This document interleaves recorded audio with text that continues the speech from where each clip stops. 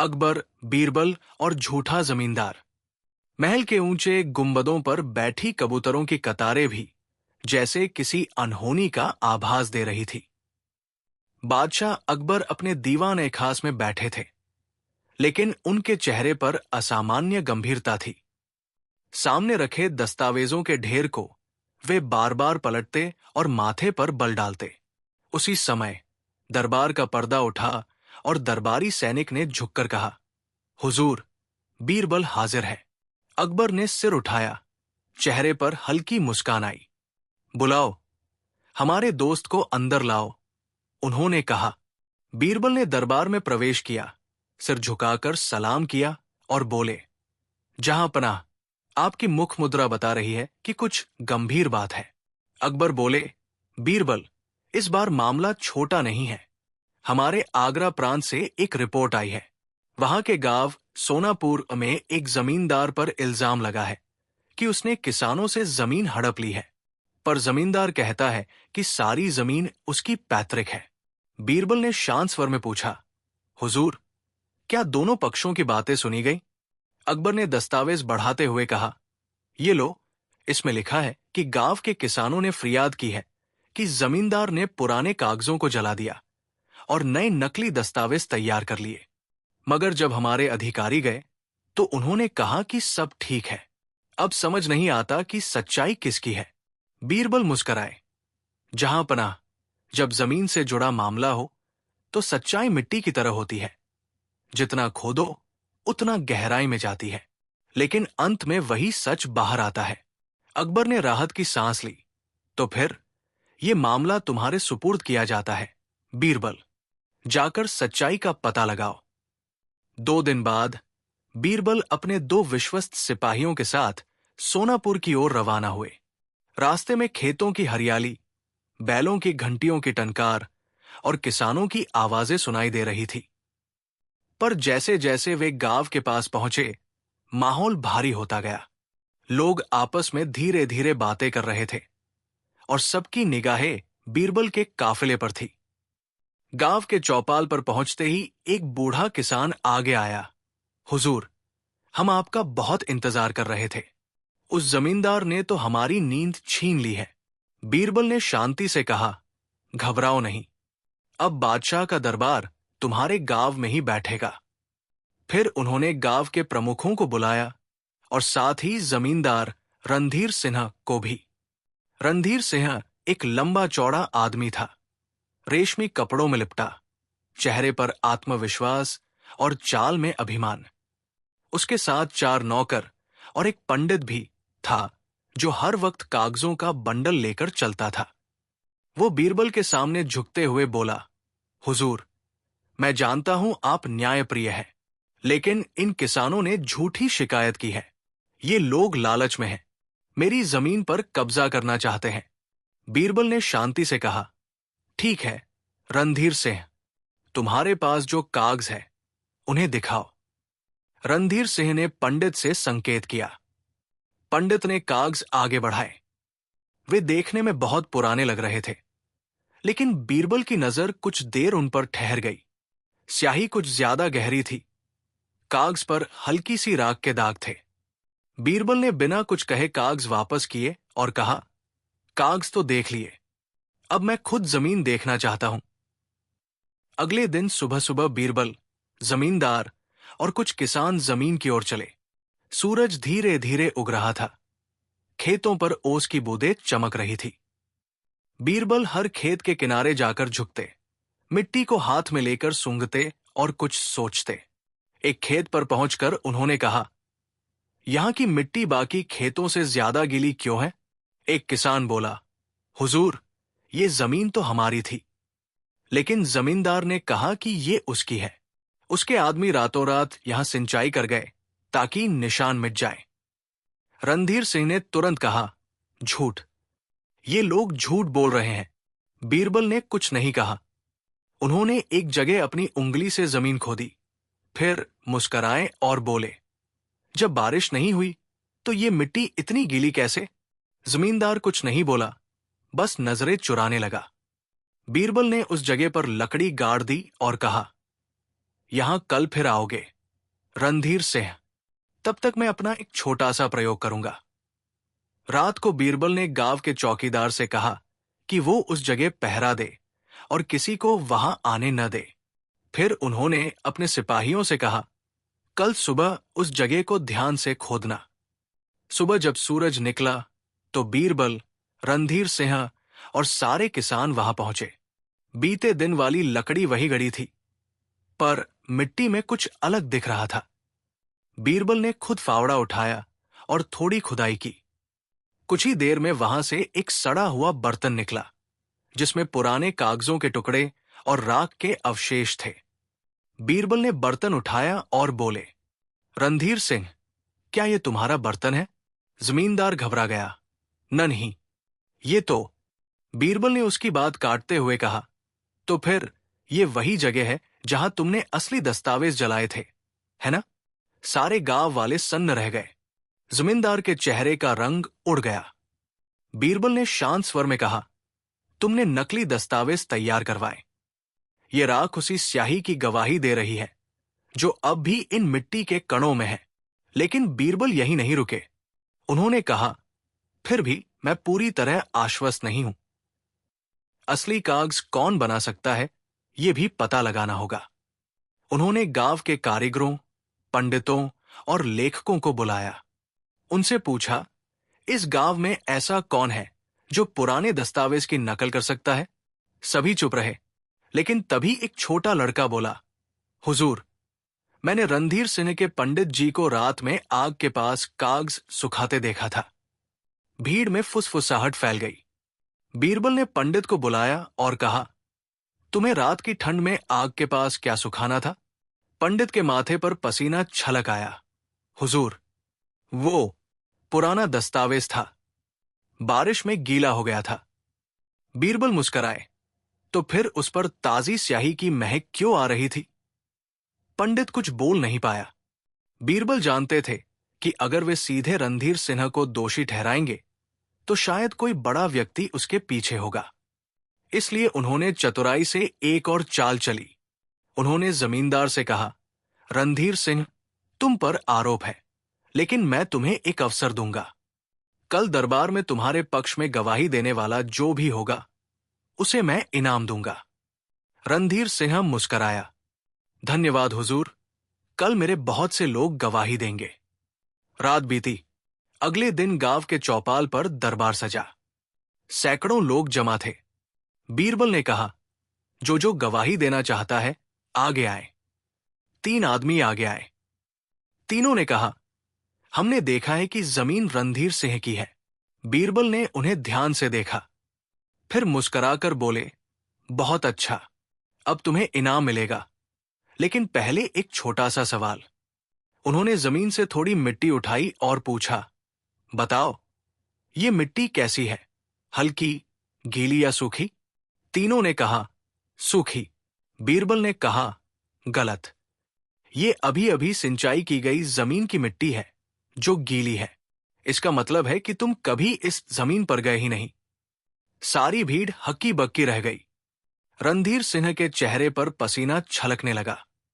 बीरबल ने गंभीर स्वर में कहा, अब समय आ गया है असली सच्चाई बताने का। उन्होंने कहा, रणधीर सिंह, तुम्हारे पीछे सिर्फ तुम नहीं, बल्कि एक बड़ा खेल है। तुम्हें आगरा के किसी बड़े अधिकारी ने यह सब करने को कहा है ताकि वो जमीन पर नया कर लगा सके। रणधीर सिंह कांप गया। हुजूर, मैं मजबूर था। उन्होंने धमकाया था। अगर मैं न करता तो? बीरबल बोले, नाम बताओ। रणधीर सिंह ने धीरे से कहा, मिर्जा कासिम। भीड़ में सन्नाटा छा गया। मिर्जा कासिम वही अधिकारी था जो खुद अकबर का भरोसेमंद माना जाता था। बीरबल ने सैनिकों को आदेश दिया, रणधीर सिंह को हिरासत में लो, लेकिन उसे नुकसान मत पहुंचाना। असली अपराधी अभी बाकी है। कुछ दिनों बाद बीरबल फतेहपुर सीकरी लौटे। अकबर इंतजार कर रहे थे। बीरबल, क्या सच्चाई मिली? उन्होंने पूछा। बीरबल ने पूरी कहानी सुनाई। किस तरह जमींदार झूठा था, कैसे उसने दस्तावेज जलाकर नकली बनवाए, और कैसे एक बड़ा अधिकारी इसके पीछे था।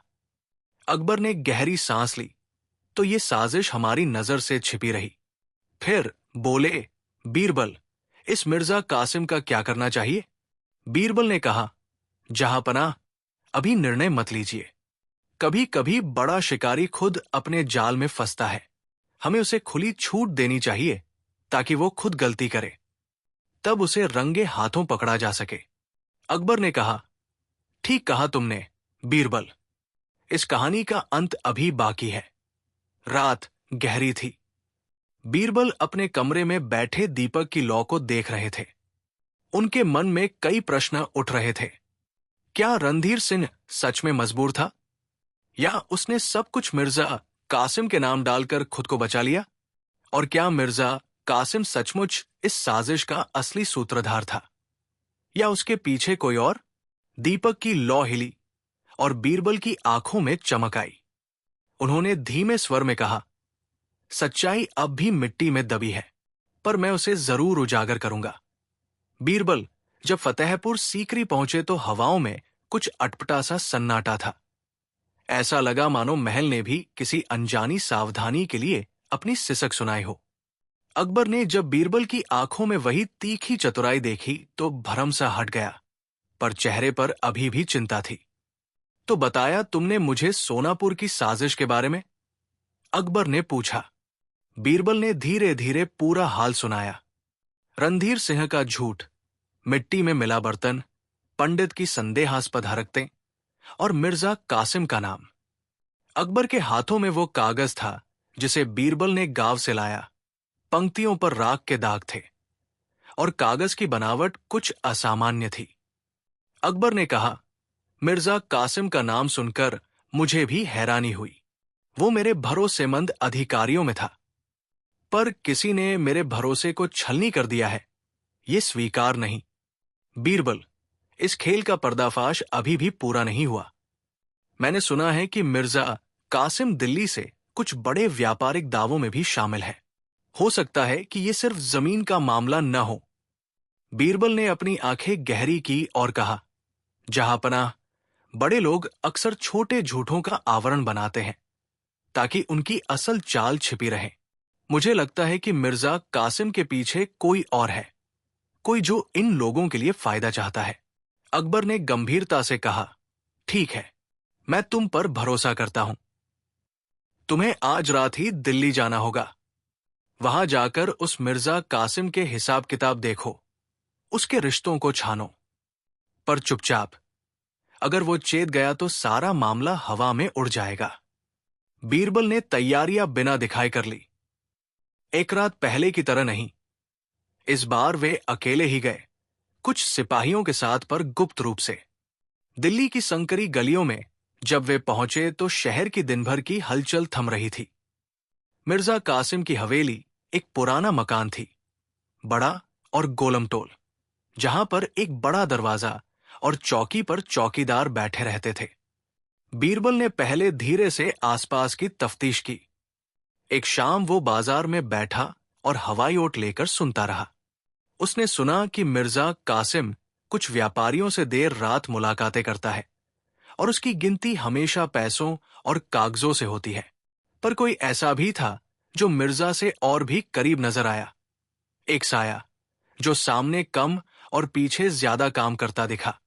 बीरबल ने साहस करके एक चहलक दम नौजवान से बात की, जो अक्सर मिर्जा की हवेली में आता जाता दिखता था।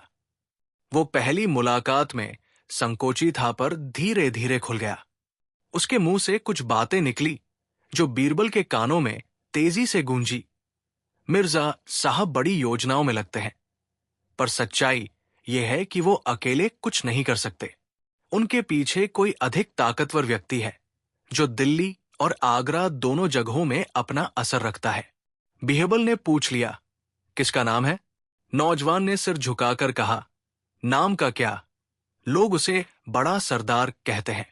वो हमेशा नकाब के पीछे से फैसले कराता है। ये सुनकर बीरबल की भौहें तनी। बड़ा सरदार, ये कोई आधिकारिक पद नहीं था। ये छद्म नाम किसी प्रभावशाली शख्स के लिए था जो पर्दे के पीछे राज चलाता हो।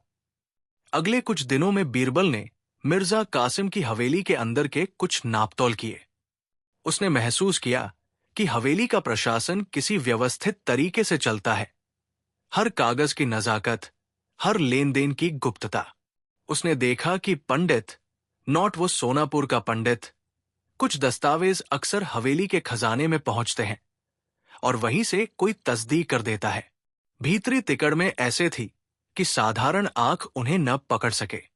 बीच रात बीरबल ने एक छिपी हुई खिड़की से अंदर झांका। वहां नौकरशाही के कुछ बड़े लोग बैठे थे और मिर्जा कासिम के साथ साथ एक और नया चेहरा था, पतला मगर तेज दृष्टि वाला, जिस पर कपड़े भले ही साधारण हो मगर उसकी भाषा और इशारों से साफ था कि वो कहीं बड़ा ताकतवर है। वो व्यक्ति सीधे मिर्जा की ओर देखकर बोल रहा था और मिर्जा लाजवाब तरीके से सिर हिला रहा था। बीरबल ने वो चेहरा ध्यान से देखा और अपने मन में कई बातें जोड़ने लगा। चेहरा अजनबी सा था, पर कहीं न कहीं उसने पहले भी ऐसा देखा था, किसी पोथी में, किसी दस्तावेज में।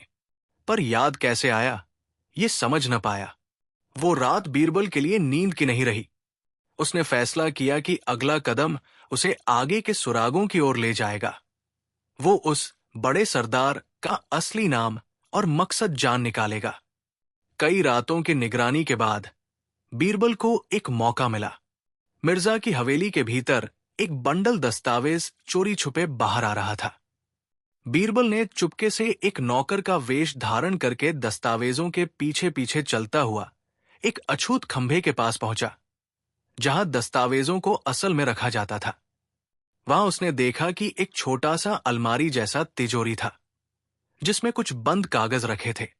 बीरबल ने तब तक इंतजार किया जब तक एक अकेला नौकर चला गया। फिर चुपके से उसने तिजोरी का ताला खोलने की चाल की और भाम गया कि ताले में तो खास गड़ी हुई थी, पर बीरबल को यह कला भी आती थी। उसने धीरे धीरे ताला खोला और अंदर झांका।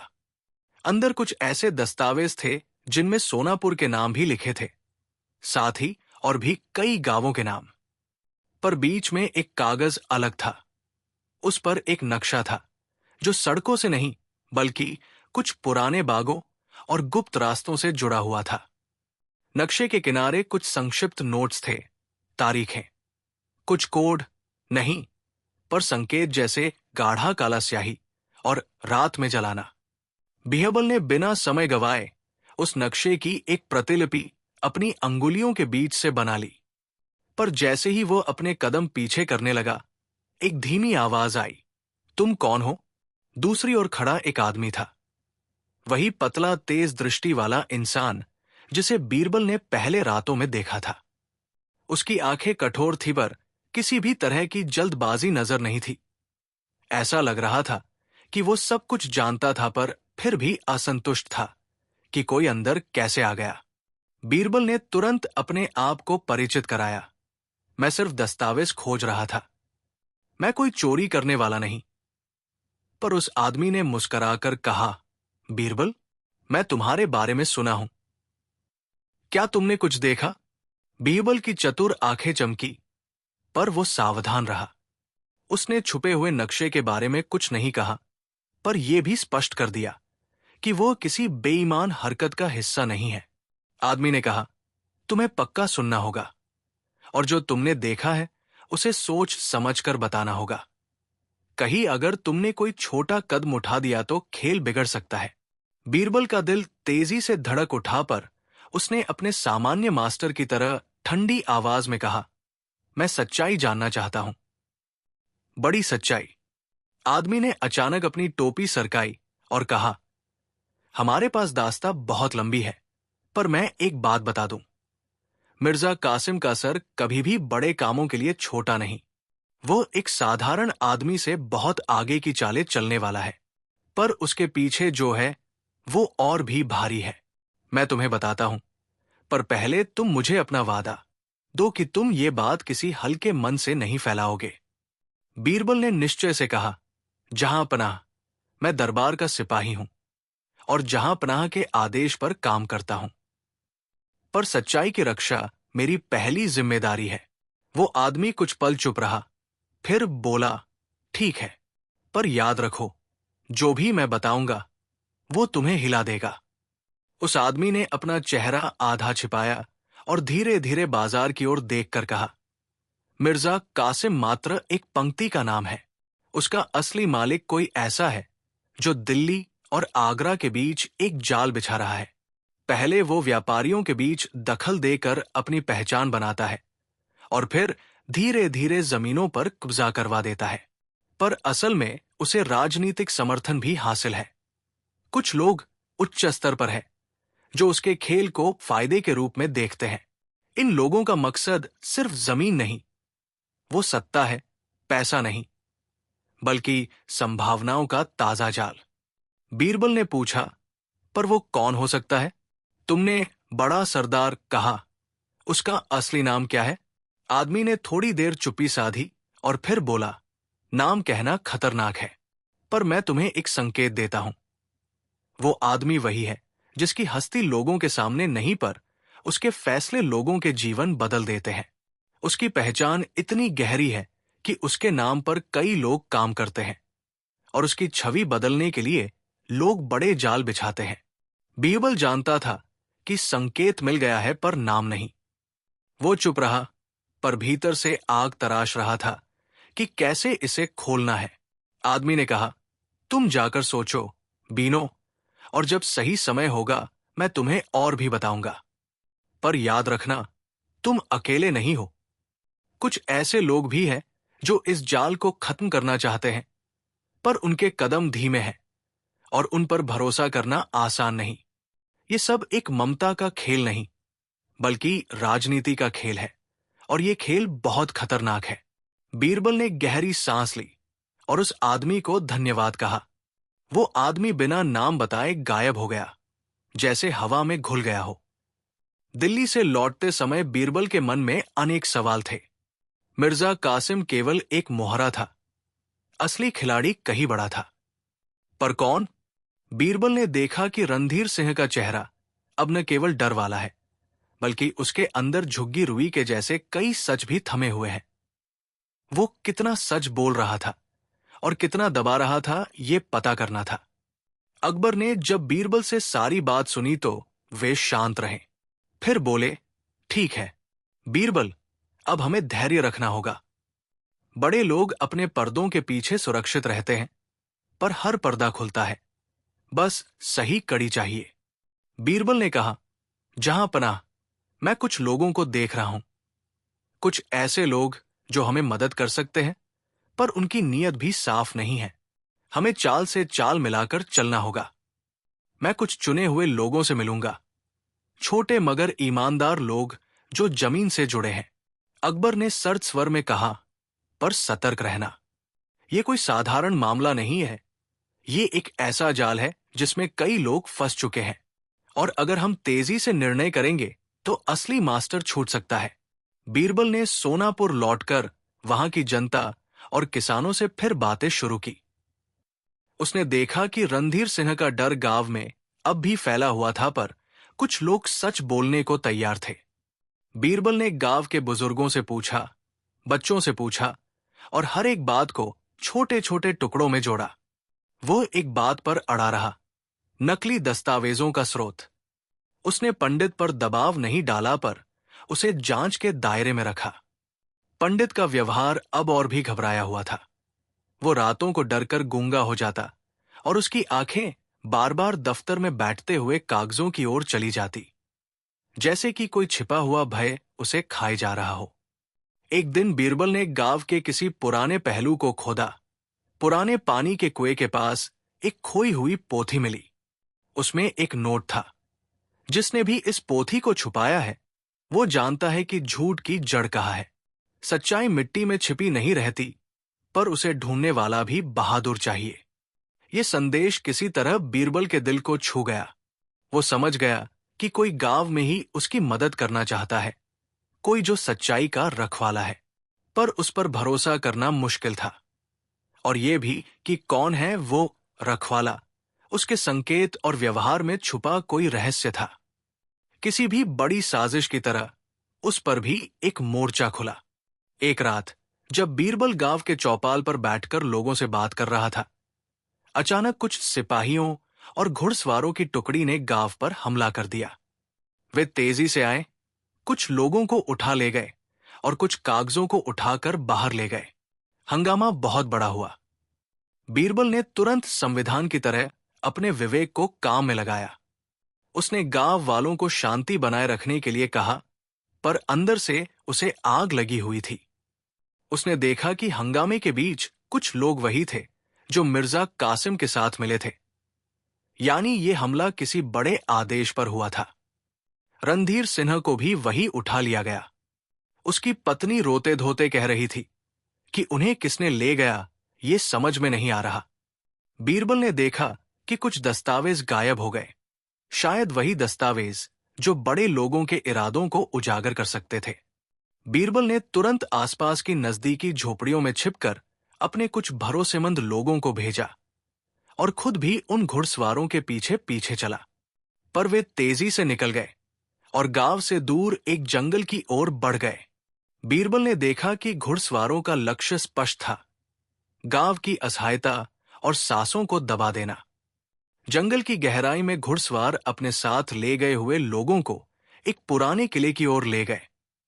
वहां का माहौल भी कुछ अनहोनी का संकेत दे रहा था। बीरबल ने देखा कि रणधीर सिन्हा को भी वहां रखा गया है और उसके सामने कुछ प्रशासकीय लोग बैठे हैं।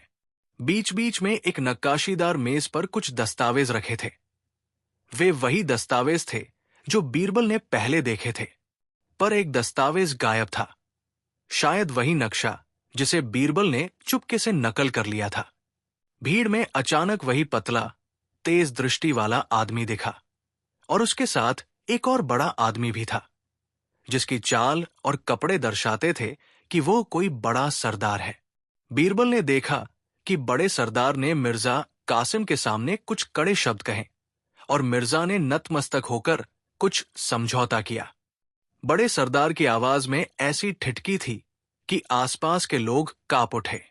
बीरबल ने छिपकर सब देखा और समझ गया कि मिर्जा कासिम केवल एक कड़ी था। बड़े सरदार के आदेश पर बहुत कुछ चल रहा था और उन आदेशों का लाभ केवल कुछ खास लोगों को मिल रहा था। पर बीरबल ने एक और बात देखी। बड़े सरदार के चेहरे पर एक झलक मिली जो अचानक उसे परिचित लगी, किसी चित्र या किसी दस्तावेज की स्मृति जैसा। पर वो स्मृति अभी अस्पष्ट थी। बीरबल वापस गांव लौटा पर अब कुछ बदल चुका था। उसके भीतर का संतुलन टूट गया था, पर उसकी जिज्ञासा और तेज हो गई थी। उसे लगा कि जैसे कोई बड़ा खेल चल रहा है, एक खेल जिसमें गांवों की जिंदगियां केवल मोहरे हैं और बड़ी सत्ता का खेल असली मकसद है। उन्होंने अकबर से पूरी स्थिति बताई। अकबर ने कहा, हमारे सामने एक बड़ा और गहरे जाल की परत है, पर तुमने थोड़ा बहुत सबूत इकट्ठा किया है। वो नक्शा, कुछ दस्तावेज और कुछ आंखों से देखी बातें। अब अगला कदम सोच समझकर उठाना होगा। बीरबल ने निश्चय किया कि वो उन दस्तावेजों को वापस लाएगा और बड़े सरदार की असली पहचान की खोज करेगा। पर उसके लिए एक झटका था। उस रात जब वो सोया, उसके सपनों में वही चेहरा फिर आया, बड़ा, ठोस, पर आंखों में ऐसी ठंडी चमक कि बीरबल का दिल ठिठक गया। उसने महसूस किया कि ये मामला सिर्फ राजनीति नहीं, इसमें कुछ पुराना कनेक्शन भी था। शायद कोई पुरानी दुश्मनी जो समय के साथ और भी खतरनाक बन गई थी। बीरबल के पास सबूत है, पर वो पूरे नहीं। मिर्जा कासिम एक मोहरा है, पर उसके पीछे कोई बड़ा सरदार है जिसकी सूरत अभी अस्पष्ट है। रणधीर सिन्हा को उठाया गया है, दस्तावेज कुछ गायब है और गांवों में भय फैला हुआ है।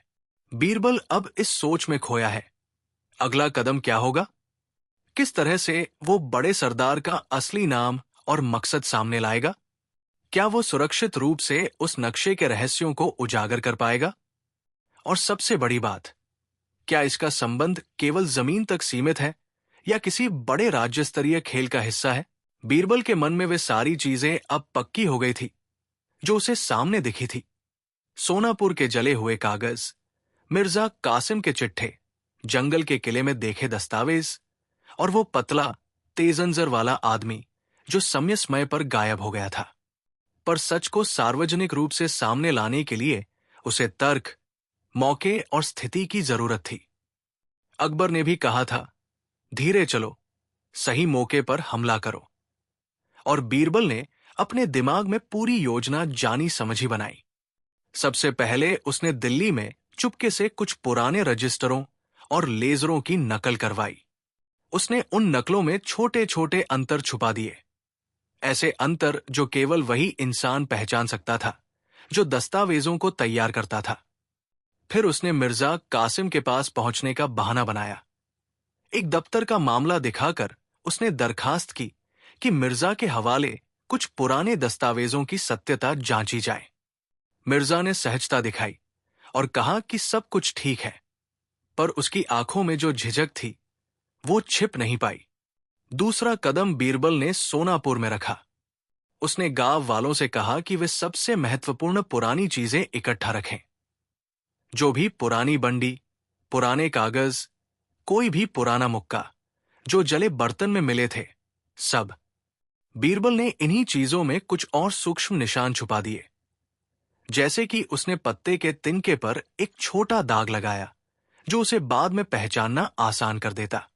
ये चाल इसलिए थी कि अगर दस्तावेज कहीं और दिखे तो वो पहचान सके कि वे कहां से निकले।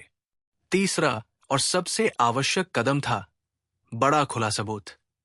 बीरबल ने अकबर से कहा कि वो एक विशेष दरबार बुलाए जिसमें मिर्जा कासिम और मिर्जा के सभी मददगारों को बुलाया जाए।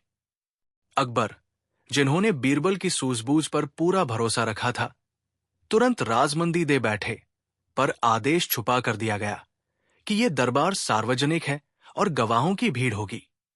दरबार का दिन आया।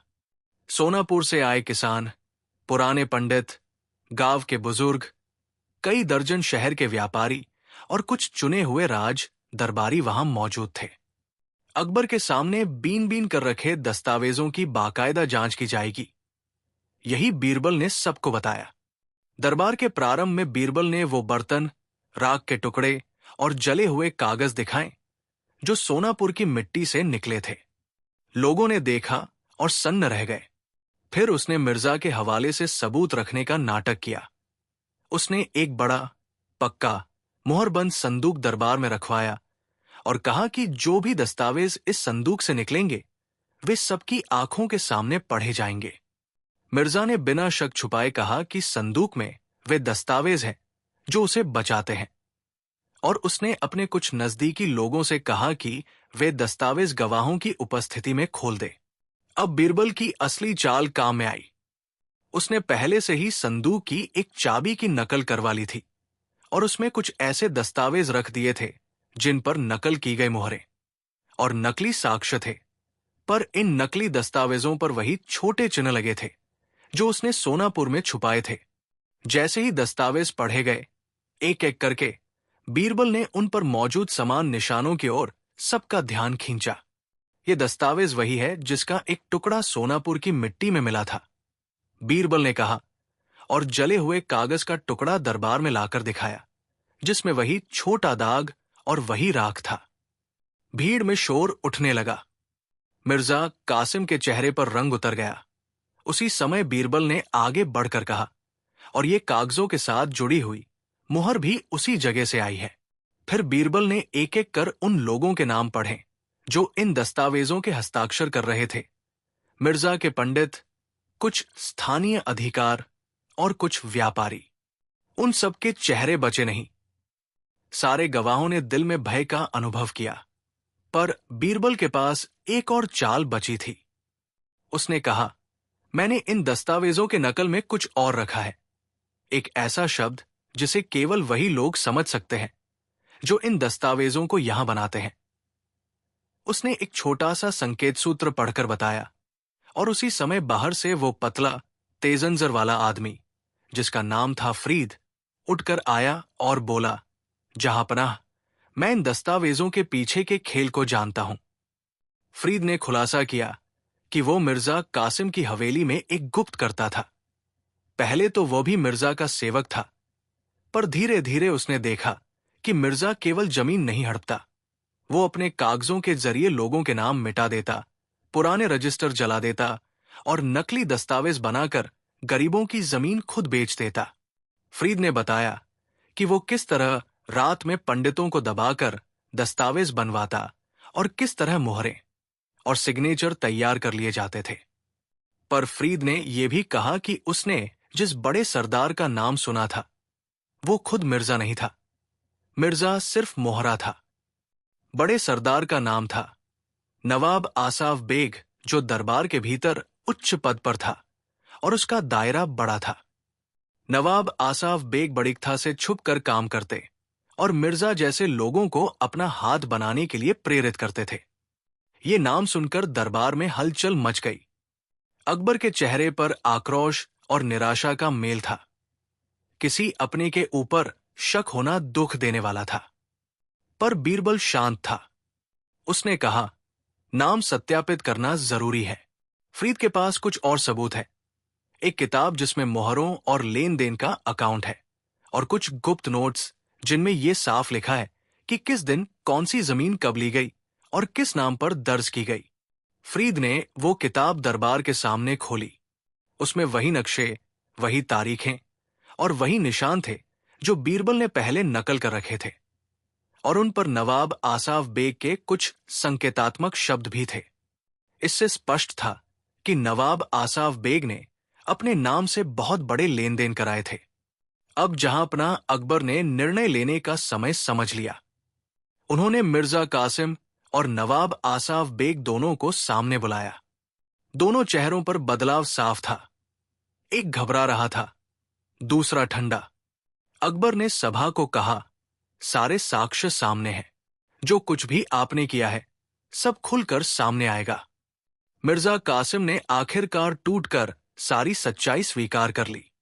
उसने बताया कि नवाब आसाफ बेग ने उसे पैसा दिया, कागज बनवाने कहे, पंडितों को धमकाया और गांवों के लोगों को कुचलकर कई इलाके हड़प लिए। मिर्जा ने कहा कि उसने ये किया पर वो डर के कारण था।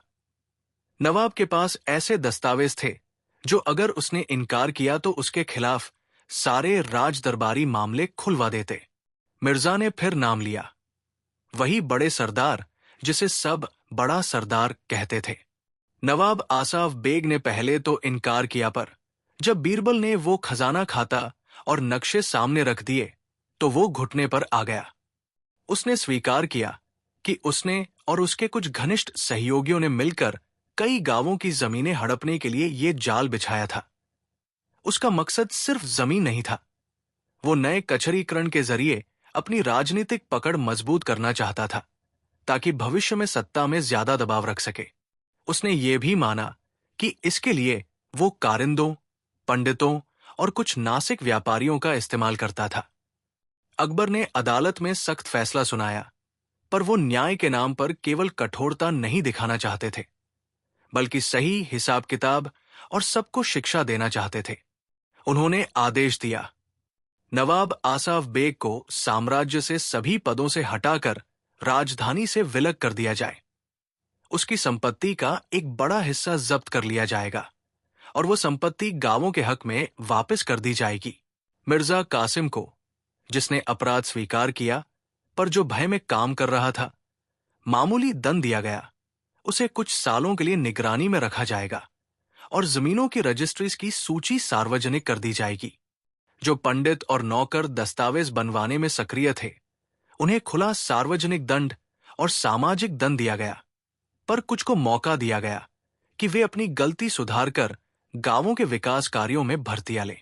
सोनापुर और अन्य प्रभावित गांवों को तत्काल जमीन वसूल कर उनके कागज और अधिकार बहाल कर दिए जाएं। साथ ही प्रभावित किसानों को मुआवजा दिया जाए। साम्राज्य में भूमि के रजिस्टर और कागजों का नया पारदर्शी सिस्टम लागू किया जाए। हर लेन देन की सार्वजनिक नकल रखी जाएगी ताकि आगे कोई भी इस तरह का जाल न बिछा पाए। अकबर ने यह भी कहा कि कोई भी शासन अपनी प्रजा का शोषण नहीं सहन करेगा। मॉरल सिखाने के साथ साथ उन्होंने बीरबल की तारीफ की और तुरंत आदेश दिया कि बीरबल को विशेष इनाम दिया जाए और सोनापुर को सुरक्षा और आर्थिक मदद दी जाए ताकि फिर से खेतों पर काम लौटे। सोनापुर के लोगों के आंखों में आंसू थे, कुछ खुशी के, कुछ बेबाक राहत के। रणधीर सिंह को, जिसने अंशतः सच्चाई छिपाई थी पर बाद में बच्चों और परिवार के पैमाने पर विवशता मानी, ने भी सार्वजनिक तौर पर माफी मांगी। अकबर ने उसे दंड दिया पर जीवन की छोटी छोटी चीजों में उसने पुनः सामाजिक जिम्मेदारी दी, ताकि वो अपने किए की सजा स्वीकार कर और गांव की सेवा कर सके। फरीद, जिसने सच्चाई के साथ खड़े रहकर अपनी जान जोखिम में डाली थी, को अकबर ने पद देकर सम्मानित किया और उसे सोनापुर का मामूली पर मगर जिम्मेदार प्रबंधक बनाकर लोगों के बीच भेजा, ताकि वो वहां सब कुछ ठीक रखे। पंडितों में से कुछ को माफी मिली यदि वे ईमानदारी से सहयोग करेंगे और गांवों के लिए पढ़ाई लिखाई का काम करेंगे। सबसे महत्वपूर्ण, बीरबल ने आखिर में अकबर से कहा, जहांपनाह, सजा होना आवश्यक है, पर शिक्षा भी उतनी ही जरूरी है। हम न सिर्फ अपराधियों को दंडित करें, बल्कि ऐसी व्यवस्था भी बनाएं कि अपराध होने का रास्ता बंद हो जाए। अकबर ने मुस्कुराकर कहा, ठीक कहा तुमने, और ये व्यवस्था अब लागू होगी। कुछ महीनों में सोनापुर में फिर से हंसी गूंजी। खेतों में काम लौटा, बच्चों ने स्कूल जाना शुरू किया और गांव के सदस्यों ने मिलकर एक नया रजिस्टर बनवाया जो अब सार्वजनिक था। नवाब आसाफ बेग को राजधानी से हटाकर सीमा के एक दुर्ग में रखा गया। उसे सत्ता का स्वाद चखकर उसकी चालों का दंड मिल गया। मिर्जा कासिम के स्थान पर न्यायसंगत और ईमानदार अधिकारी नियुक्त किए गए। बीरबल को लोगों के बीच और भी प्यार मिला, पर वो अपनी चतुराई पर घमंड नहीं करते थे। वे जानते थे कि सच्चाई खोजते रहना ही उनकी पहली कर्तव्य थी। सोनापुर के आखिर में एक बड़ा पेड़ था, जहां गांव वालों ने मिलकर एक पत्थर लगवाया जिस पर लिखा था, सत्य की रक्षा करो, अन्यथा सत्य खुद को नहीं बचा पाएगा। सारे अपराधियों को दंड मिला, पीड़ितों को न्याय मिला और साम्राज्य ने अपनी भूलों से कुछ सीखा। जनता ने महसूस किया कि चाहे कितने भी बड़े लोग क्यों न हो, अगर सच्चाई के साथ सदाचार और न्याय खड़ा हो तो अन्याय की साजिशें नाकाम हो जाती हैं। अकबर ने अंत में दरबार में कहा, यह कथा हमें याद रखनी चाहिए कि शासन केवल कानून से नहीं, नियत और ईमानदारी से भी बनता है। बीरबल ने यह दिखाया कि बुद्धि और धैर्य से बड़ी ही जटिल साजिशों को भी सुलझाया जा सकता है। अब सोनापुर अपनी धरती पर फिर से खिल गया है। बीरबल ने हल्की हंसी दी और कहा, जहांपनाह, सच्चाई की महक मिट्टी में नहीं, इंसान के दिल में होती है। जहां दिल साफ होंगे, वही सच्चाई फलती फूलती है। और इस कथानक के साथ अकबर, बीरबल और साजिश का जाल की ये आखिरी कड़ी पूरी तरह बंद हो गई। सभी राज खुल गए, नए नियम लागू हुए और दुखियों को न्याय मिला। कहानी यही समाप्त होती है, पूरी, समाप्त और सुस्पष्ट। आगे बढ़ाने की कोई आवश्यकता शेष नहीं रही।